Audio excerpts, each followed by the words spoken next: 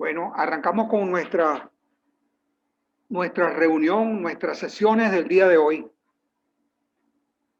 Vamos a dedicarle las sesiones de hoy a echarle un vistazo tanto a la unidad número 3 como a la unidad número 4, que son las que van a ser motivo de evaluación el próximo miércoles. ¿De acuerdo? Entonces, vamos a ver los aspectos centrales de esas sesiones y me gustaría también tratar de atender, dar solución a preguntas, inquietudes que ustedes tengan. ¿Okay? Paso a compartir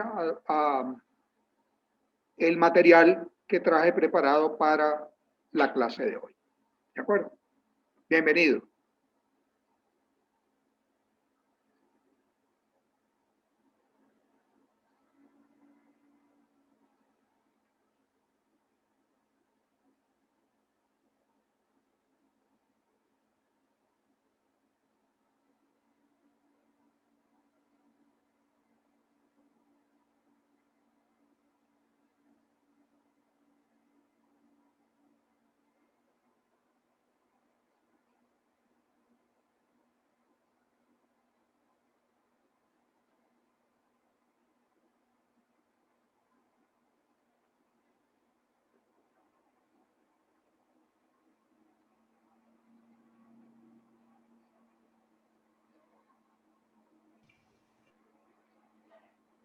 Vamos a repasar un poco algunos de los elementos que vimos en clases anteriores que van a ser motivos de evaluación el próximo miércoles. En primer lugar, vamos a referirnos al capital de trabajo. Cuando vimos capital de trabajo, vimos este contenido, vimos el concepto, su posición en el balance general, qué era ciclo de efectivo, cómo se cuantificaba el capital de trabajo, gestión del capital de trabajo, ahí queríamos referirnos a qué estrategia debe asumir la empresa para administrar su capital de trabajo. Y el último punto era referido al financiamiento. ¿Ok? Veamos qué nos dice, qué nos trae nuestra presentación. En primer lugar, debemos decir que el capital de trabajo es aquellos recursos que son suficientes para atender oportunamente las obligaciones corrientes o de corto plazo de la empresa. Ahí no sobra ninguna palabra. Deben ser suficientes para atender en forma oportuna obligaciones corrientes o de corto plazo de la empresa. Separamos aquí el largo plazo del corto plazo. Noten esa diferenciación. Y decíamos también que el tamaño, la dimensión del capital de trabajo iba a depender de alguna manera de la naturaleza de la empresa y su ciclo de efectivo. Cuando veíamos iniciamos esta parte, nos dimos cuenta de que no importaba tanto la naturaleza, sino que cada empresa en particular podía tener un ciclo efectivo distinto. Fuera comercial, fuera agrícola, hay diferencia. No todas las agrícolas van a tener un ciclo efectivo de 20 años, como si estuviéramos sembrando coco. ¿Ok? O no todas van a tener un ciclo comercial muy bajo, como el caso de la feria. Las ferias por un lado están poniendo el producto y por el otro lado el producto está saliendo. Entonces ese ciclo se cumple muy rápidamente. Nos acordamos cuando teníamos que importar, en los ejemplos teníamos que importar algún repuesto, algún insumo del lejano oriente, llámese China, Japón, Sur Corea, cualquiera de esas partes, ¿no es cierto? Que son altamente productores de este tipo de cosas. Y tendríamos que mira, o ver que son muchos los días, mucho el tiempo que necesitamos para esto. ¿Ok? Hablábamos también de que el ciclo efectivo comprendía la gestión de abastecimiento, la de producción, la de venta y la de cobranza. ¿Ok? Decíamos que eran entonces, lo medíamos en días y eran días de aprovisionamiento, de producción, de almacenamiento, de cobranza. ¿No es cierto? Y decíamos también que ese ciclo efectivo, o sea, esa gestión del capital de trabajo, en la gestión del capital de trabajo, las estrategias que debería asumir la empresa deberían ser, mira, vamos a tratar de reducir el ciclo efectivo en la medida de lo posible, ¿no es cierto? Siempre que nos convenga desde el punto de vista económico. Porque si nos va a resultar más caro reducir el ciclo efectivo, nos quedábamos como estábamos, ¿no es cierto? Un ciclo efectivo más grande, de mayor número de días, pero en términos monetarios era más ventajoso mantenerlo así. ¿Okay? Hay que considerar la relación esta que llamamos costo-beneficio. En cuanto al activo corriente, pasivo corriente de la empresa, siempre debería ser positivo, esa relación debería ser mayor que 1. ¿Okay? Mayor que 1. Pero ese 1 no necesariamente tiene que ser 3. No tiene necesariamente que ser 4. Tiene que ser un número tal con el cual la empresa se sienta cómoda, pueda cumplir todos sus compromisos de producción, pueda cumplir todos sus compromisos de pago, al personar todas sus obligaciones. ¿De acuerdo? Entonces es necesario considerar eso. La disponibilidad de efectivo, dinero innecesario en las cuentas de banco, en las cuentas de efectivo. Mira, eso es un costo para la empresa, es un costo para los propietarios que están manteniendo un capital ahí para atender la existencia de un activo y es innecesario. Hay que minimizar la disponibilidad de efectivo. En cuanto a las cuentas por cobrar, se deben cuidar los lapsos. Trataremos de no tener unos lapsos de cuentas por cobrar que sean superiores a lo que nos dan nuestros proveedores. Tenemos que jugar con eso. O sea, si nos están dando 30 días a los proveedores, nosotros no podemos darle a nuestros clientes 60. ¿No es cierto? Acordémonos que las cuentas por cobrar, ese lapso que le damos de crédito a nuestros clientes, es para atraerlo, ¿ok? Es para ganar clientes, pero tenemos que tener cuidado en mantener esta relación. Cuenta por pagar, ya lo dijimos, tiene que ver con el lapso de las cuentas por cobrar. Tenemos que cuidar los lapsos en ambos. Y en inventario, tenemos que estar encima del inventario. No podemos tener en la planta inventarios que signifiquen 6 meses de producción. Eso lo están pagando los accionistas. O por eso estamos pagándole al banco una cierta cantidad. Debemos minimizar los inventarios, tratar de trabajar con el inventario necesario para cumplir con nuestro propósito en el corto plazo. ¿De acuerdo? Ok. Eso en cuanto a la gestión del capital de trabajo. ¿Ok? En cuanto al financiamiento, ¿con qué vamos a financiar el capital de trabajo? Procuremos financiarlo con los recursos que genera la empresa. Esos son los primeros. Si no nos alcanza, tratemos de establecer una línea de crédito con el banco y que el banco nos dé créditos a corto plazo. Tratemos de no utilizar ni el capital de los accionistas, ni las líneas, ni el financiamiento bancario de largo plazo para esto. ¿De acuerdo? Entonces, crédito de proveedores, financiamiento bancario de corto plazo, recursos de operaciones, fundamentalmente. Debemos optar por el financiamiento más conveniente a los intereses de la empresa.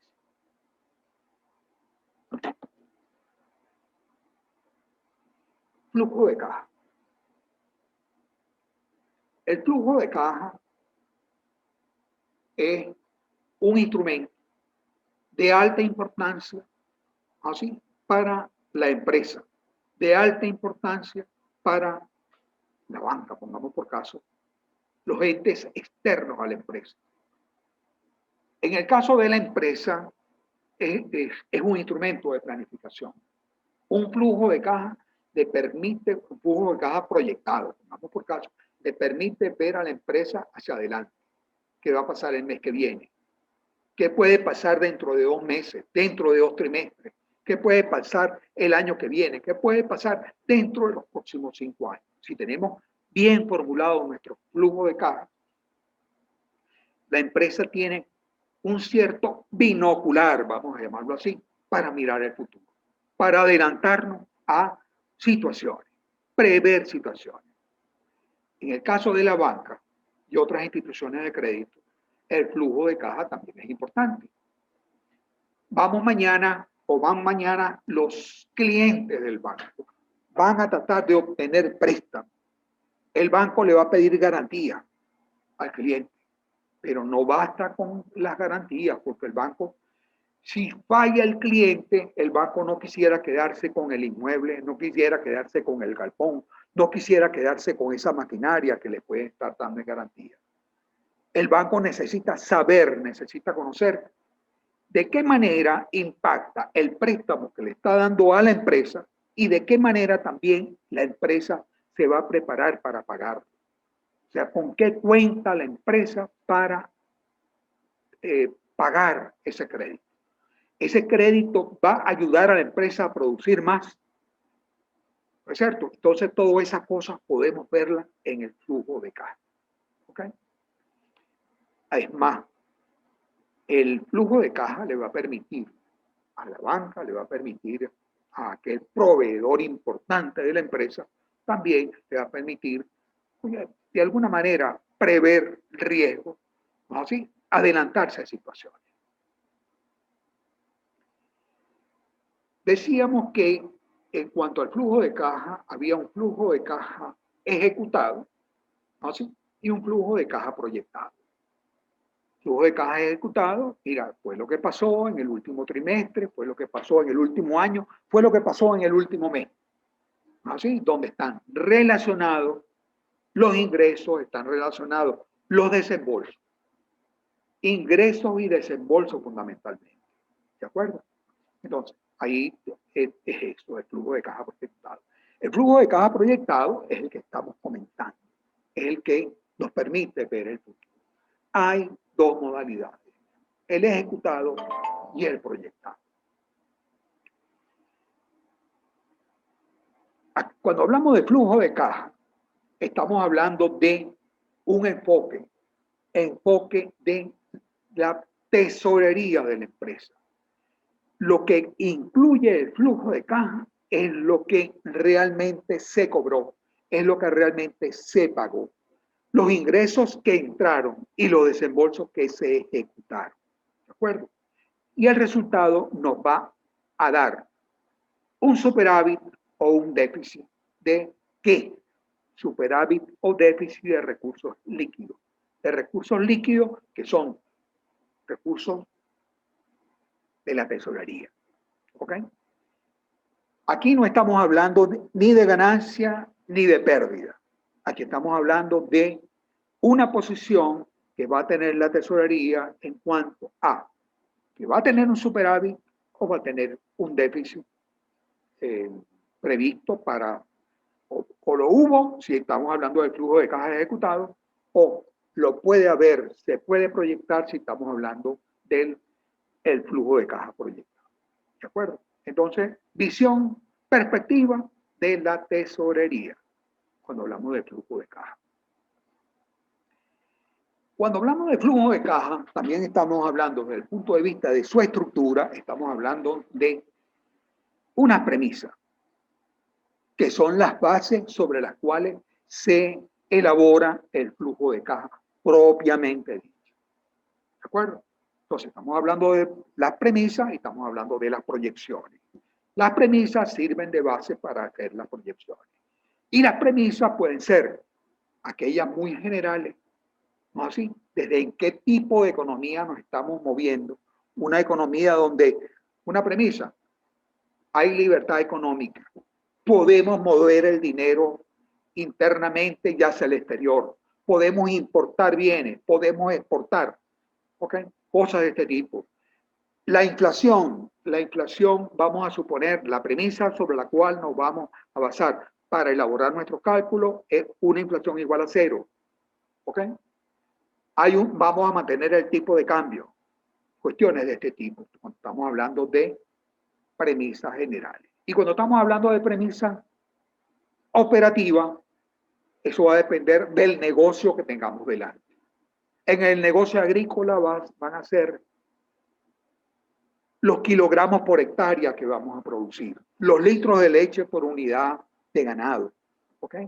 O las toneladas de aluminio que vamos a sacar mensualmente, o los kilovatios hora por cada unidad de producto, ¿ok? Entonces podemos hablar de premisas generales, premisas operativas. Premisas generales es para todo. Premisa operativa va a depender de cada tipo de negocio. ¿De acuerdo? Entonces, ¿cuánto vamos a vender? ¿A qué precio la vamos a vender? ¿Qué capacidad tenemos en nuestro negocio? ¿Ok? Esto no solamente acá con respecto a nuestra evaluación de este miércoles, sino esto tiene que ver también con el trabajo que ustedes están preparando, ¿sí? Que es el trabajo central de esta materia. ¿Okay? Donde están las premisas fundamentales, a qué precio vamos a vender, qué cantidades vamos a vender y cuánto nos cuesta cada unidad que vamos a producir. Continuando con la estructura de nuestro flujo de caja, podemos decir que la primera fila que vamos a tener es la disponibilidad. Disponibilidad al inicio de cualquier periodo. Disponibilidad al inicio del periodo del que estamos hablando. Luego viene la gestión operativa. Gestión operativa donde vamos a relacionar los ingresos operativos de nuestra empresa, los desembolsos operativos y, en consecuencia, los resultados operativos. Resultados operativos que van a ser superávit o déficit de recursos líquidos, como dijimos hace un momento. Después de la gestión operativa, vamos a relacionar la gestión no operativa, si la hubiera. Y aquí, en el caso que lo hubiera, puede haber otros ingresos que no necesariamente son operativos, otros ingresos que tampoco no son operativos, ¿no es cierto? Algún aporte que hizo alguno de los accionistas, un crédito que se recibió, un pago, la amortización de los créditos, cuestiones de este tipo. Entonces lo vamos a relacionar de la misma manera. Ingresos no operativos y desembolsos no operativos. Y al final vamos a tener, eso nos va a dar por supuesto un superávit en esta gestión no operativa. Y vamos a tener un superávit o un déficit del periodo. Y si juntamos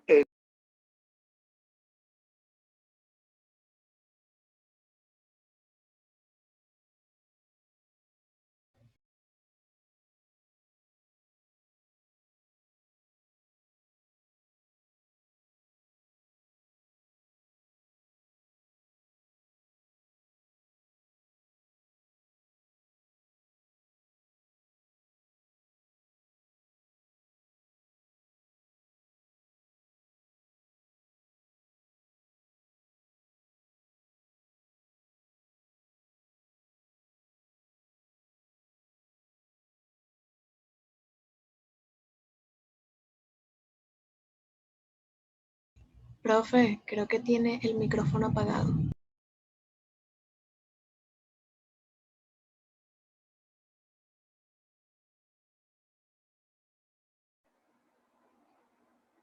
repito,